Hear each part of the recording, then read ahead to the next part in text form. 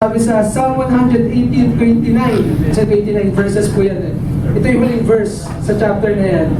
Oh, give thanks unto the Lord for He is good, for His mercy endureth forever. So parang, nung na-realize ko ito, pareho, isang letter lang yung pinakaiba nila. Ito for, you know not because He is good, yun lang.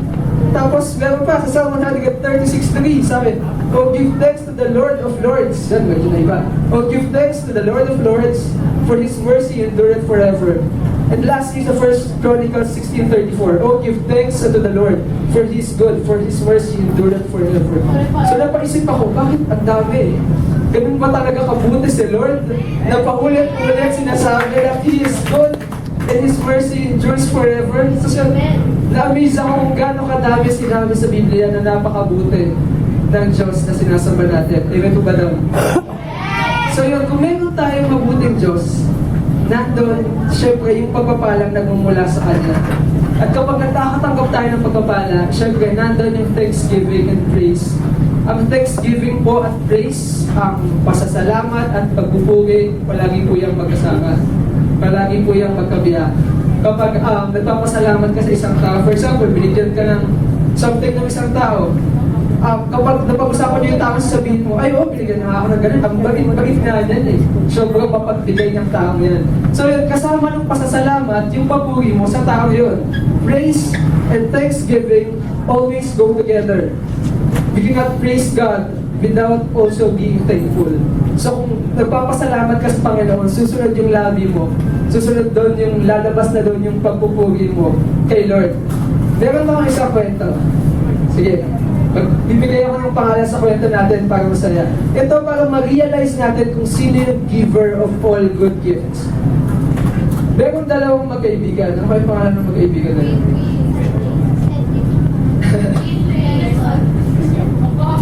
Okay, kunwari, sino si Cedric Dart na si Gerson? Request nila. Si Gerson, palagi itong pinagpapala. Talagang puspos na puspos siya sa pagpapala. At dahil nag-overflow yung pagpapala sa kanya, ang ginagawa niya, lagi niyang sinishare yung mga pagpapalang meron siya. Tapos one time, meron siyang tinapay. Yung tinapay na yun, sinare niya kay Cedric. Ayan si Cedric. So, bigyan natin ng pangalan ng tinapay. Let's say, putok. Yung putok ni Gerson na tinapay, sinare niya kay Cedric. So yun, masaya-saya ni Cedric, syempre meron siyang tinapay. At dahil si Cedric, isang grateful na tao, meron siyang pahalaga dun sa tinapay, sa putok na binigay ni Gerson. So, ang mangyayari, papasalamat siya. Pero ang sabi sa kanya ni Gerson, wag ka sa akin magpasalamat. Magpasalamat ka dun sa panaderong gumawa ng tinapay na to. Kung hindi siya gumawa ng tinapay na to, wala akong i-share sa'yo na masarap na putok. So let's say si Christian yung panadero.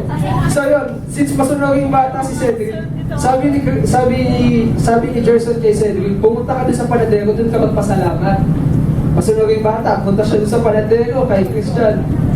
Tapos yung pagpunta niya kay Christian, sabi niya, Manong Christian, salamat sa sa paggawa mo ng masarap na tinapay. Dahil doon, may pinaghatian kami ni Gerson. Ang sagot ng panadero, wag ka sa akin magpasalamat. Hula na sila, wag sa akin magpasalamat. Wag ka sa akin magpasalamat. Magpasalamat ka din sa supplier ko ng harinan. Kung hindi high quality yung harinang binibigay nila, ayan, si Phoebe, isa sila. Kung hindi high quality yung harinang binibigay ni Phoebe kay Christian na panadero, hindi siya makakagawa ng masarap na tinapay, ng masarap na putok. So yun, ang ginawa naman si Cedric, punta siya kay Phoebe, nagpasalamat siya. Salamat po kasi dahil sa inyo, nakagawa ng masarap na tinapay yung panadero, nagkaroon ng tinapay yung kaibigan ko at na-share ko sa akin yung tinapay. Pero sabi sa kanya ni Phoebe na nagsusupply ng harina, huwag ka sa akin magpasalamat ulit. Huwag ka sa akin magpasalamat. Magpasalamat ka din sa supplier ko ng yeast. Yeast po yung ginagamit sa paggawa ng harina. So yun si Angelo. So magpasalamat ka kay Angelo, siya yung supplier ko ng yeast na gumagawa ng harina. So yun, since si Cedric napapagod na siya, but still, punta pa rin siya doon. Pasalamat siya kay Angelo na nagsusupply ng yeast. Ang sabi naman ni Angelo, huwag ka sa akin magpasalamat. Magpasalamat ka. Ano pangalan mo? Magpasalamat ka kay Chris. Sabi, si Chris yung landlord na may-ari nung wheat na ginagamit sa paggawa ng flour. Nung wheat na ginagamit namin sa paggawa ng flour, hindi dahil sa kanya, wala tayong masarap na tinapay ngayon. So si Cedric, pagod na siya doon. Salamat po kung hindi dahil sa inyo, hindi ako magkakaroon ng masarap na tinapay. Pagdating kay Chris, ang sabi ni Chris ganito, "Wag ka sa aking magpasalamat." Ganyan siya magpapasalamat. Magpasalamat ka kay Lord. Kasi kung hindi dahil kay Lord, itong sakahan ko, baliwala. Kung hindi nag-provide si Lord ng matabang lupa, ng sunshine, at ng ulan, hindi ka makakakain ng masarap na tinapay. So right now, we should realize na all good gifts come from the Lord. Kahit gano'ng pakaliit o kahit gano'ng kalaki ang meron ka, lahat yan ang galing sa Panginoon. And we should realize that.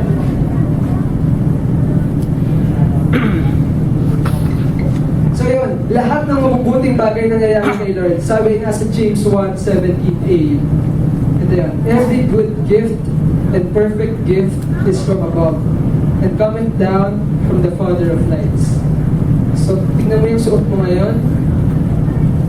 Galing yan sa Panginoon. Lahat ng laman ng bulsa mo ngayon, galing yan sa Panginoon. At ako nagpapasalamat ako, binigyan ako ni Lord ngayon ng bibig. Kaya nakakapagsalita ako sa harap niyo at nagpapasalamat ako na binigyan kayo ni Lord ng tenga na nakakalinig kayo ngayon. So lahat yan galing sa Panginoon. Lahat yan galing sa Panginoon. We should be reminded that everything we have is a gift from Him. Without gratefulness, we become arrogant and self-centered. So bakit daw ganon? Kung hindi daw tayo magiging thankful, kung hindi tayo ma-remind sa mga bagay na nagmumula sa Panginoon, magiging grateful, ay magiging arrogant at self-centered daw tayo. Bakit tayo magiging arrogante at self-centered kung hindi tayo thankful sa mga nakuha natin kay Lord? Ganito yun. Kung ikaw, estudyante ka, nakakuha ka ng mataas na grade at hindi mo pinagpasalamat kay Lord, hindi mo ina-acknowledge na dahil kay Lord kaya ka nakakuha ng mataas na grade, anong mangyayari? Iisipin mo, nakakuha ko ng mataas na grade kasi matalino ako eh. Nakakuha ko ng mataas na grade kasi nag-aaral ako ng mabuti. Kung ikaw isang empleyado o businessman, nakapagpundal ka ng sasakyan, nakapagpundal ka ng bahay, kung hindi mo ipagpapasalamat kay Lord yung mga bagay na yun, anong mangyayari? Paano ka magiging arrogante at self-centered? Iisipin mo, nagsipag kaya akong magtrabaho, ilang taon kong pinagtrabahuhan yung pinambayad ko dito sa sasakyan to, dito sa bahay na to. So, ako, sa akin galing to. So, doon pumapasok yung pagiging arrogante at pagiging self-centered. Puro puro na lang ako. Ako yung may gawa nitong mga to. Ako yung dahilan kung bakit ako nakapasa sa exam. Ako yung dahilan kung bakit ako may bahay at may kotse. But, kung magiging thankful tayo sa Panginoon, ito yung mangyayari. Nakapasa ka sa exam sa kang estudyante. Alam mo nakapasa ka sa exam kasi matalino ka. Kanino ba nanggaling yung talino mo? Kung ikaw yung businessman na nagkaroon ka ng sarili sa sasakyan at bahay, dahil nagsipag ka, ang sipag-sipag mo all throughout the years, sobrang sipag mo. Ang tanong, kanino ba galing yung lakas mo? So imagine, everything is from Him. Lahat ng mabubuting bagay, sabi nga sa James 1:17 kanina, every good gift and perfect gift is from above and cometh down from the Father of lights. We need to realize that every time magkakaroon tayo ng kahit anong bagay, dapat we should be thankful. Dahil yun ang gagaling sa Panginoon. Thankfulness keeps our hearts in right relationship to the giver of all good gifts. The more you say thank you to the Lord, the more you are building relationship with Him. The more na kinikilala mo yung pagkilos niya sa buhay mo. Again, thankfulness keeps our hearts in right relationship to the giver of all good gifts. We should realize that He is the giver. Sa Kanya nagmumula lahat. Giving thanks also reminds us of what we have. Human beings are prone to covetousness. Ano ba yung covetousness? Covetousness yung paghahangad ng mga bagay na wala tayo. Natural yun sa mga tao. Pwede natin masabi human nature yun. Na palagi tayo nagiging materialistic tayo paminsan-minsan. Naghahangad tayo ng mga bagay na wala sa atin. Pero yun, kung meron kang time na magpasalamat sa Panginoon, Yung time na ginagugol mo sa pagdidate-bigay ng sana meron akong ganito. Kung yung time na yun, mukhang makabahabang time yan, no? Wala mo nag-react dito. So mukhang makabahabang time yung pagdidate-bigay na yan na sana meron ako nito, sana naging ganun ako. Kung ginagamit natin yung time na yun to thank the Lord, magbabago yung mindset natin.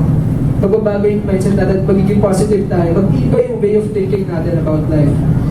So yun, we should always give thanks to the Lord. We should not be covetous. Huwag tayong maging prone sa covetousness. So yun, when we start thanking God for the things we usually take for granted, our perspective changes. We realize that we could not even exist without the merciful blessings of God. So yun, madami tayong mga pagpapala na hindi natin makikita. Kanina nga, nagpapasalamat ako, meron tayong aircon. Nakapapasalamat na ba kayo, Lord, dahil meron tayong aircon? Hindi tayo pinapapawisan dito ngayon. Nagpapasalamat ako kay Lord dahil meron tayong mga komportabling upuan. Nagpapasalamat na ba tayo kay Lord sa mga simpleng bagay na to? Ako nagpapasalamat ako kay Lord kasi alam ko lahat tayo may laman ng bulsa. Alam ko hindi tayo pinagkukulang ni Lord. May pagpasalamat ba natin yung kay Lord? Gagamit yung mga bagay na sakala natin wala lang, hindi natin napapansin. Blessings that we cannot say. Pero nandyan yan at binibigay yan ni Lord. At hindi niya tayo hinahayaang magkulang. Hindi niya tayo hinahayaang magkulang. We realize that we cannot even exist without the merciful blessings of the Lord. Kung walang pagpapala ang Panginoon sa buhay natin, wala tayo dito ngayon. Wala tayo dito ngayon. We cannot even exist without the merciful blessings of God. Sabi sa 2 Corinthians 12:9, and He said unto me, my grace is sufficient for thee, for my strength is made perfect in weakness. Most gladly, therefore, will I rather glory in my infirmities, that the power of Christ may rest upon me. Minsan, kapag in times of trial, kapag hirap na hirap ka sa buhay mo, kapag meron kang sakit, ang hirap magbuhay, no? Ang hirap magpasalamat. Mas madaling magsasayaw God praise and worship kapag may natanggap kang maganda. Pero kapag susuko ka ng Panginoon sa trial, o sinusuko ng pagkakataon yung katawan mo sa sakit, ang hirap ng bigay ng pagkakay, ang hirap salamat. Ano ba? Mga pero yun, salamat ko yun. Kasi siya na tayo, nagpapakain din naman tayo, hindi dahil tayo napahirapan tayo, bigay Lord. Napasalamat or dahil binili, dahil niya yung strength. For Thomas to endure, dahil kaya, pagpapasalamat tayo, bigyan tayo ng leading, bakit? Pagpapasalamat tayo dahil He is ours. So it's also we have personal life. It can be a matter of protective. Ano pang i-thankful sa'yo, banda tayo. Pwede kahit asalamat. Nangyayari sa pwede man sa ito, ikaw magpasaya sa mga magbugito. That is a Rome, hindi ito. Sabi ng Apino, let's work together for the good. Those who let all things tender for all the word of this word of Him. Think of those who mukha saan yan si Lord? Mukha bang pong mahal yan ni Lord? Gawin yung purpose niya. Kung bagay na, kasi sagot din, all things will work together for the good of that people. And kahit ano ang nangyayari sa kabuhay mo ngayon, ano bagay yun sa ikabubuti mo. At saka wala na ibigay si Lord sa ayas na hindi na ako kaya eh. Mas mahirap na yung pinagdadaan yung trial na yun. Kung dapat maghintay ka palalo. Kasi sabihin nun, malifuling tiwala na kaya mo yung ibig malaki. So Lord, kailangan natin being thankful. It's a matter of mindset. Sabi na being grateful, sabi nila seek for blessing. Kung ikaw daw yung taong more nagpapasalamat, lalo mong makikikaw tayo mga pagpapalagi, lalo mong wala sa Panginoon. Kita, sabi doon pa, often we see the things around us, even the beautiful or wonderful things, the more has become invisible to us because we see things so often. We see those with less and less. And tayo pumunta po kami sa Bicol, less. Tapos yun yung first one time na nakita ko yung sa Mount Mayon. Si Bagasta yun. Yung Mount Mayon in person. Gaya. Tapos alam niyo yung nasa person, tuwa kayo, nakakita kayo, feel sa pag-jest, lang ko na yun. Ako na po, talaga ka na halik sa Mr. Lord, tayo. Tapos yung parang, sobrang simula time na yun. Tapos, yung ibang mga saya, mag-Bicol, wala, no? Kasi, dadaan na lang doon na siguro na-appreciate din nila dahil sa nawal yung magayon. Pero siya yung parang talagang wow. Ang laki sa mga majestic, tapos perfect ko. Tapos ang saya-saya ko. Tapos doon ko na-realize na kapag palagi natin makikita yung mga pagpapala, hindi na natin yung napapansin. Ako, since nakita ko for the first time yung Mount Mayon, sobrang na-appreciate ko siya. Pero yung mga Bicolano, since nandun na sila palagi, siguro na-appreciate nila once in a while, pero hindi katulad ng pag-appreciate ko nung first time ko nakita. Sabi dito, the more often we see things around us, even the beautiful and wonderful things, the more they become invisible to us. Imagine ngayong December, madami dito uwi sa mga probinsya nila. For sure, makikita nyo yung mga mag-anak nyo na matagal nyo lang hindi nakikita, di ba? Kapag nakita nyo, nandyan yung yakapan, nandyan yung kwentuhan agad, ang saya-saya nyo. Kasi matagal nyo hindi nakita eh. Pero yung mga magulang nyo na kasama nyo araw-araw sa bahay nyo, nagaganin nyo ba araw-araw? Hindi, kasi lagi nyo nakikita eh. Minsan hindi na natin na-appreciate yung mga bagay na lagi natin nakikita. Lagi natin silang nakikita, kaya nagiging invisible na sila sa atin. Minsan nga, yung mga kabataan, umalis ng bahay, di man lang nagpaalam sa magulang. Diba? We should be appreciative of what we have. Kailangan natin magpasalamat kay Lord na meron tayong mga magulang. Kailangan natin magpasalamat sa Lord lahat ng meron tayo. Sabi dito, because we see things so often, we see them less and less. Minsan yung mga pagpapalang, halimbawa pagkain, lagi ka namang may pagkain, hindi mo naman napapagpasalamat. Pero ibigay mo yan sa isang batang hindi kumain na 3 araw, sobrang pasasalamat ng batang. Diba? Ang dami nating pagpapala na hindi natin napapagpasalamat. Ang dami nating pagpapala na hindi natin nakikita na pagpapala pala. Sabi, as we practice being grateful, we will notice them more and more. Kung araw-araw gigising ka sa umaga, thank you Lord sa masayang umaga. Thank you Lord sa magandang araw.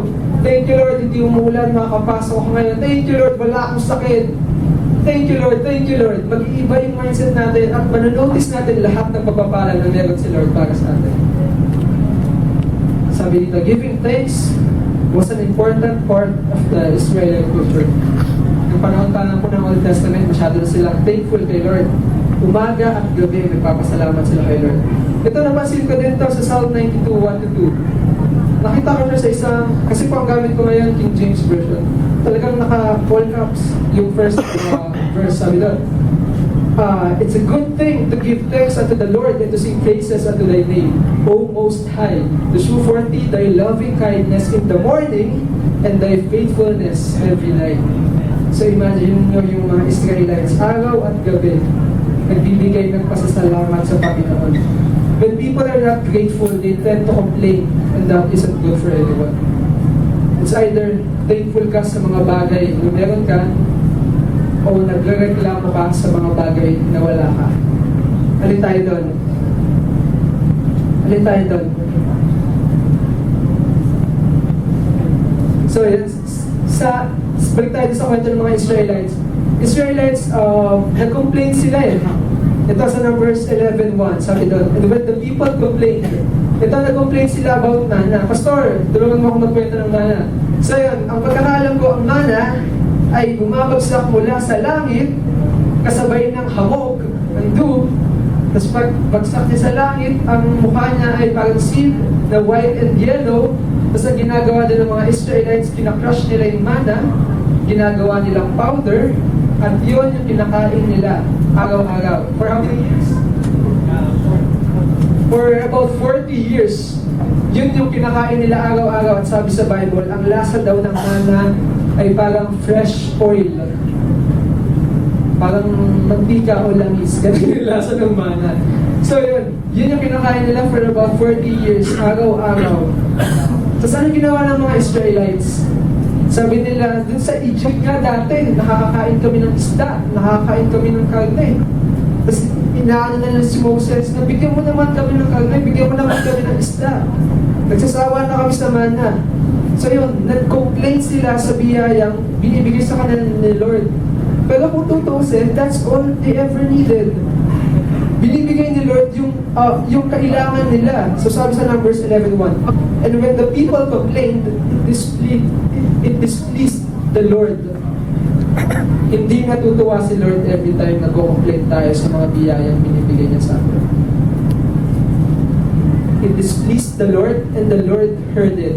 And His anger was kindled, and the fire of the Lord burned them and consumed them that there were in the uttermost parts of the camp.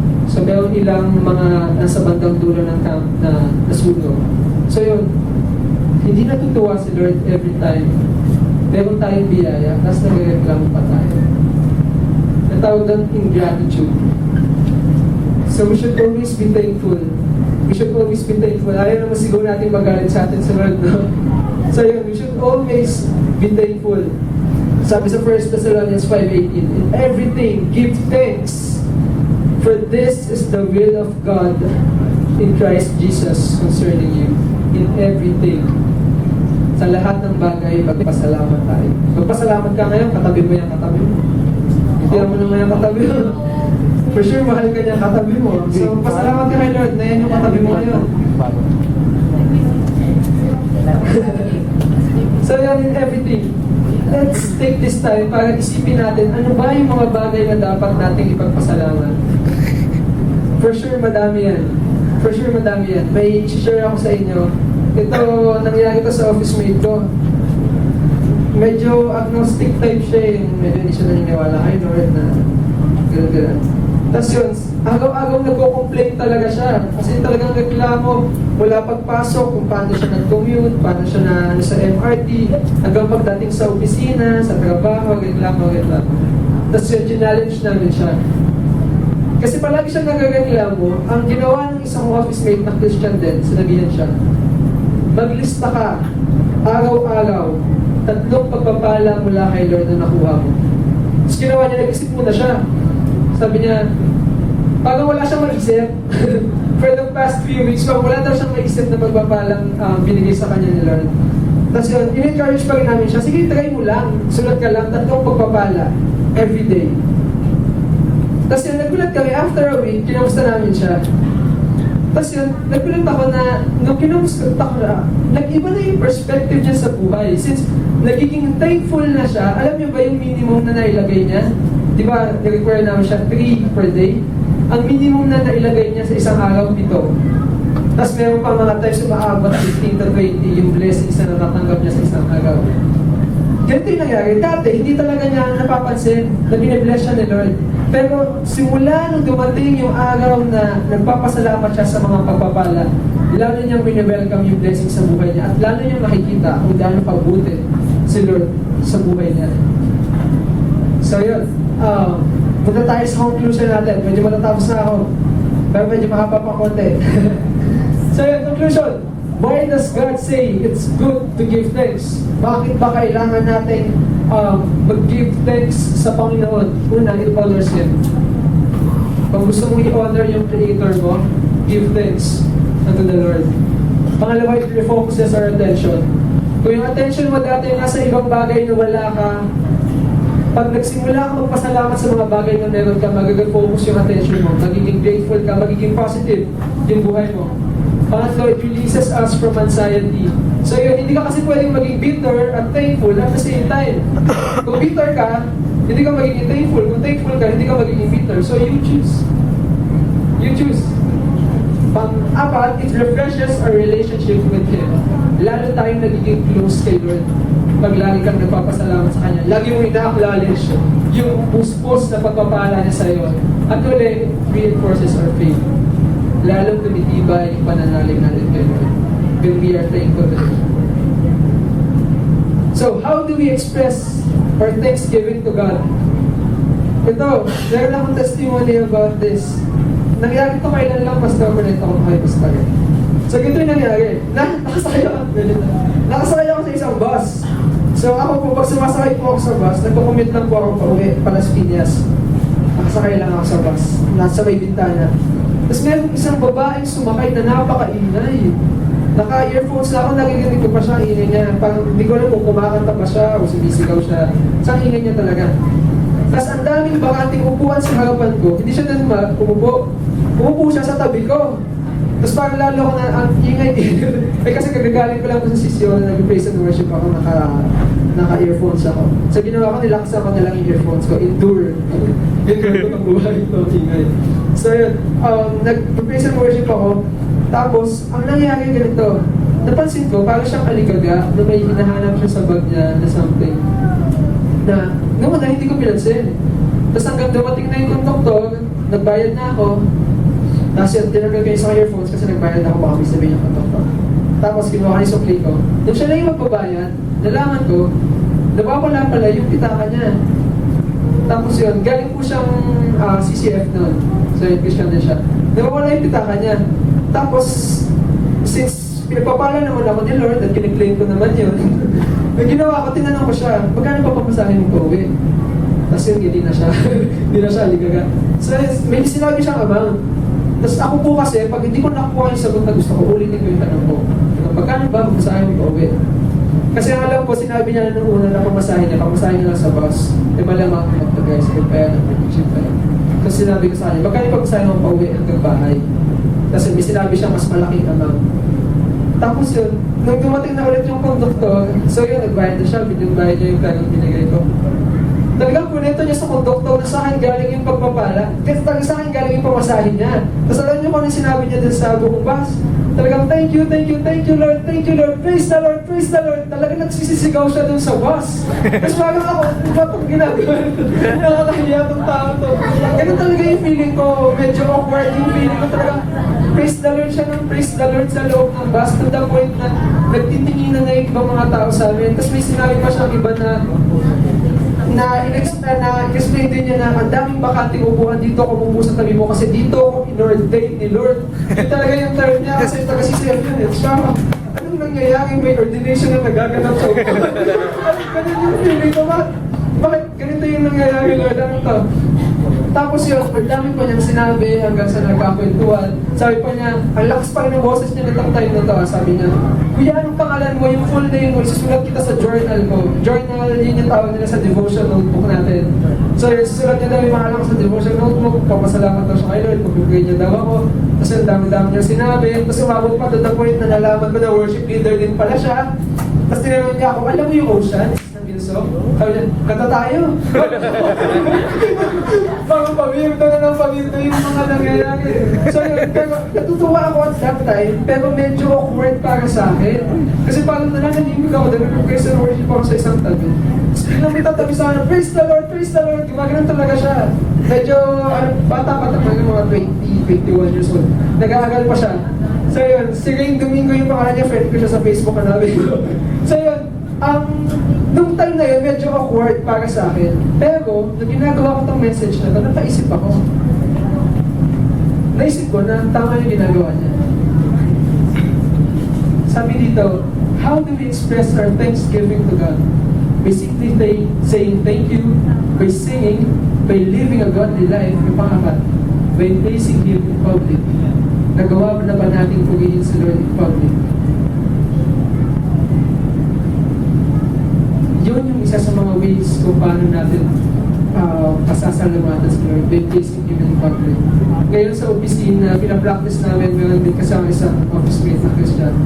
Kapag may magandang nangyayari sa opisina, talagang, praise the Lord! Gumagano kami.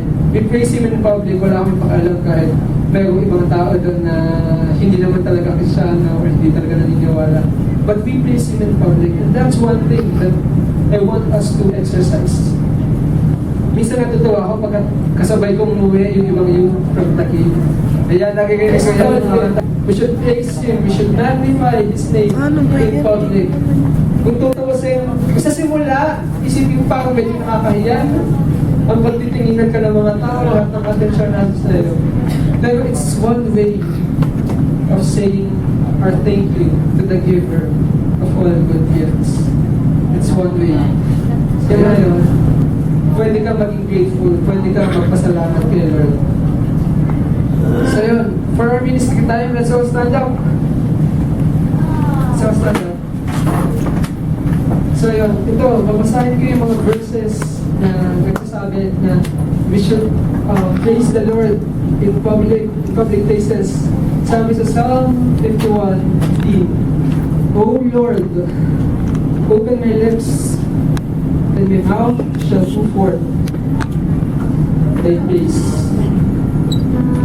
If you have thanksgiving right now, say it to the Lord. Sabi sa Psalm 63:5b, and my mouth shall praise thee with joyful lips. Lahat ng pinagpala, lahat ng puspos ng pagpapala, sabihin nyo kay Lord. Kung wala, encourage nyo, kung hindi natin ito magagawa dito ngayon, hindi natin ito magagawa sa public places.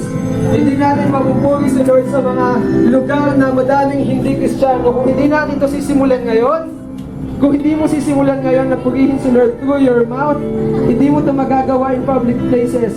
Sabi sa Psalm 68:8, Oh, bless our God, ye people, and make the voice of His praise to be heard.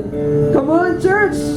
Hindi ba tayo pinapapala dito? Sabi sa Psalm 66:17, I cried unto Him with my mouth, and He was extolled with my tongue. Sa Psalm 78:1 sabi, let my mouth be filled with praise, and with thy honor all the day. Sabi sa Psalm 105:2, sing unto Him, sing psalms unto Him, talk ye of all His wondrous works. Sabi sa Psalm 109:30, I will greatly praise the Lord with my mouth. Yes, I will praise Him among the multitude. And sabi sa Psalm 145:21, my mouth shall speak the praise of the Lord, and let all flesh bless His holy name forever and ever. Come on, let us pray. Yes, Lord God,